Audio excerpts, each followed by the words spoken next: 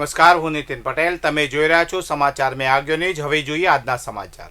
મહેસાણા જિલ્લા પોલીસ બેડામાં હડકંપ જોવા મળ્યો છે. જિલ્લા પોલીસ વડાએ એક સાથે 747 પોલીસ કર્મીઓની બદલીઓ કરી છે અને એક સાથે 747 પોલીસ કર્મીઓની બદલીઓએ ચર્ચા જગાવી છે. મહેસાણા જિલ્લા પોલીસ અધિક્ષકે વિસનગર શહેર પોલીસ સ્ટેશનમાં ફરજ બજાવતા 5 કર્મીઓની બદલી કરી હતી અને નવા 3 પોલીસ કર્મીઓને વિસનગર પોલીસ સ્ટેશનમાં મૂકવામાં આવ્યા છે. 4 પોલીસ કોન્સ્ટેબલની પણ બદલી થઈ ગઈ છે. પોલીસ કોન્સ્ટેબલ રાજુભાઈ વજાભાઈએ સાંથલ પોલીસ સ્ટેશનમાં મૂકવામાં આવે છે, જ્યારે police constable Manojkumar Sahebrao, police constable Kalpeshkumar Manubhai અને પોલીસ કોન્સ્ટેબલ મયુરધ્વજસિંહ જોરાવરસિંહની બદલી હેડક્વાર્ટર મહેસાણા ખાતે કરવામાં આવી છે. મહેસાણામાં ફરી ડ્રગ્સ ઝડપાયું છે. સ્ટેટ મોનિટરિંગ સેલે ડ્રગ્સના જથ્થા સાથે 3 આરોપીની ધરપકડ કરી છે. રેલવે સ્ટેશન નજીકથી ડ્રગ્સ સાથે 3 આરોપી ઝડપાયા છે. મહેસાણા જિલ્લામાં રૂપિયા 10.86 લાખનું 108.660 ગ્રામ ડ્રગ્સ સાથે 3 ઝડપાયા છે અને એ ડ્રગ્સ સાથે ઝડપાયેલા 3 ઈસમો મૂળ રાજસ્થાનના રહેવાસી છે અને પોલીસે 1 ટ્રેન ટિકિટ અને 4 મોબાઈલ સાથે કુલ 11.18 લાખનો મુદ્દામાલ ઝડપ્યો છે. એસએમસીએ બાતમીના આધારે આ શખ્સોને ડ્રગ્સ સાથે ઝડપ્યા છે. પાટણ શહેરના વોર્ડ નંબર 11માં આવેલી વિવિધ સોસાયટીની મહિલાઓએ આજે નગરપાલિકામાં હલ્લાબોલ કર્યો હતો. છેલ્લા ઘણા સમયથી વરસાદી પાણી ભરાવાની સમસ્યા અને નવે બનેલા રોડના વ્યવસ્થિત લેવલિંગની માંગને લઈને મહિલાઓ આજે પાલિકામાં આવી સૂત્રોચ્ચાર સાથે હોબાળો કર્યો હતો. ચોમાસું પૂર્ણ થયાને 2 મહિના બાદ પણ ગટર લાઇન અને વરસાદી પાણીના નિકાલ માટેની પાઇપલાઇન નાખવાની કામગીરી શરૂ ન થતાં મહિલાઓએ કારોબારી ચેરમેનની ચેમ્બરમાં ઉગ્ર રજૂઆત કરી હતી. તંત્ર દ્વારા આજે જ ટેન્ડર પ્રક્રિયા હાથ ધરી કામ શરૂ કરવાની ખાતરી આપવામાં આવી છે.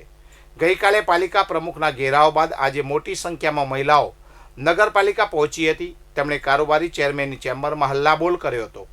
રોષે ભરાયેલી મહિલાઓએ ભાજપ શાસિત પાલિકા અને સ્થાનિક ભાજપ કોર્પોરેટર જયેશ પટેલ વિરુદ્ધ સૂત્રોચ્ચાર કરીને પોતાનો આક્રોશ વ્યક્ત કર્યો હતો.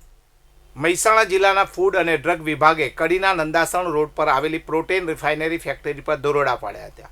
વિભાગે કુલ રૂપિયા 3,04,782નો મુદ્દામાલ જપ્ત કરી સેમ્પલ પૃથ્થકરણ માટે મોકલ્યા છે.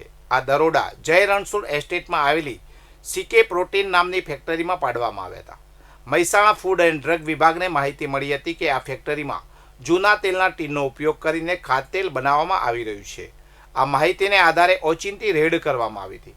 અધિકારીઓએ ફેક્ટરીમાંથી સોયાબીન ઓઇલના 14.8 કિલોગ્રામના પેક ટીનમાંથી નમૂના લીધા હતા, જેને પૃથ્થકરણ અર્થે મોકલવામાં આવ્યા છે. આ ઉપરાંત રિફાઇન્ડ સોયાબીન ઓઇલના લેબલવાળા 100 ટીન કુલ 1478 કિલોગ્રામ જપ્ત કરવામાં આવ્યા હતા, જેની અંદાજિત કિંમત રૂપિયા 2,79,342 છે.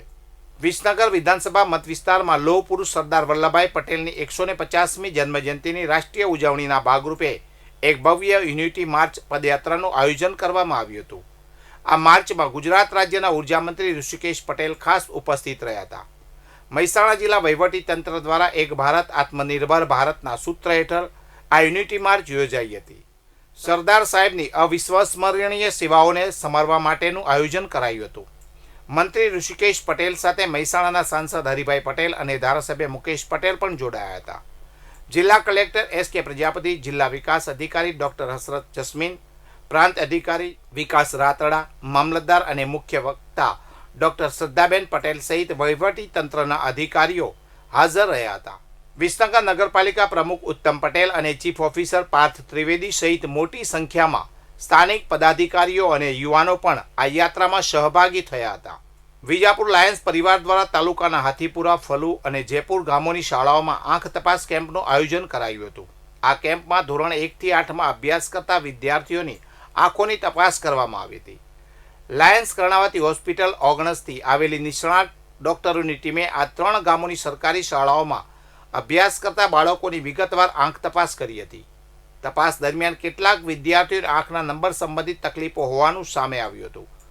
ડોક્ટરોની તપાસમાં જે વિદ્યાર્થીઓને આંખના નંબર આવ્યા હતા તેમને લાયન્સ ક્લબ પરિવાર દ્વારા વિનામૂલ્યે ચશ્મા પૂરા પાડવામાં આવશે તેવી જાહેરાત કરાઈ હતી.